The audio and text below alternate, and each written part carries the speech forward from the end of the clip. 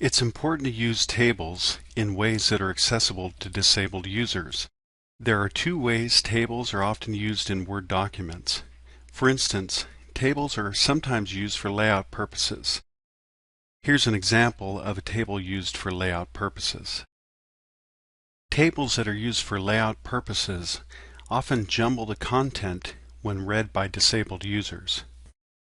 In this case, this document could be formatted using columns instead, making the content accessible to disabled users.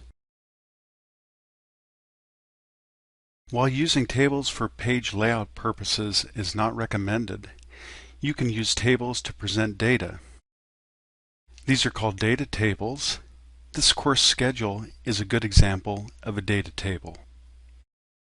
Notice how each column in this table has a heading. Together, these are called table headers. Create tables by clicking the Insert tab on the ribbon. Choose the Table button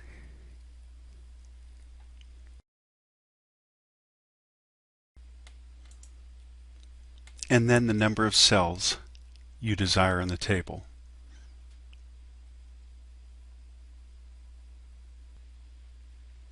Always use this method to insert a table. Avoid drawing tables. Avoid using row spans and column spans. Here we can see a more complex data table with two row headings, week and date. Having two levels of column or row headings or headers is not recommended. Also notice the row span on the left side. Row spans are not recommended. There are several approaches that can be used to make this data table accessible. You can break up a complex table into several more simple tables. Here we see a separate table for each week.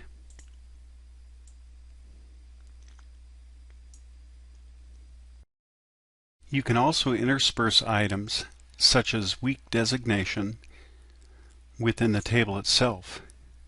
In this case, week designation falls under the date heading and does not use column or row spans.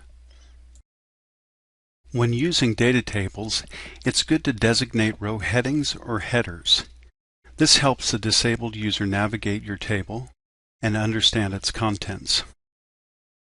To do this, select the entire table itself by right-clicking this icon.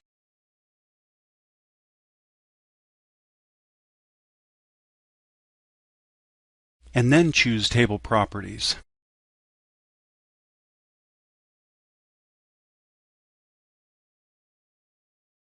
Here, choose the Row tab, and then choose Repeat as Header at the top of each page. This designates the first row as the header row. If possible, it's good not to allow your table rows to break across pages. You'll want to uncheck this option and finally click OK.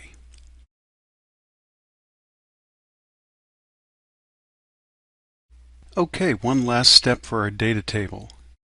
Let's add a table caption.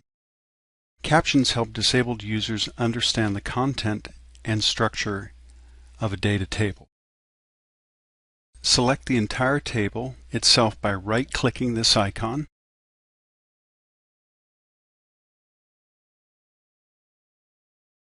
Here I'll choose Insert Caption. And we can see the caption entry box up above.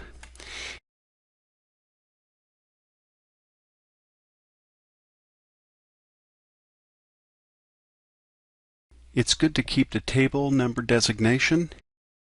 Go ahead and enter a colon here and provide a short caption that describes your table. It's always good to have this label above the selected item.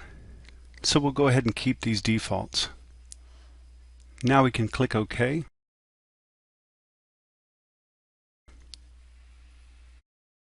We can see that caption just above our table, and now we're all done.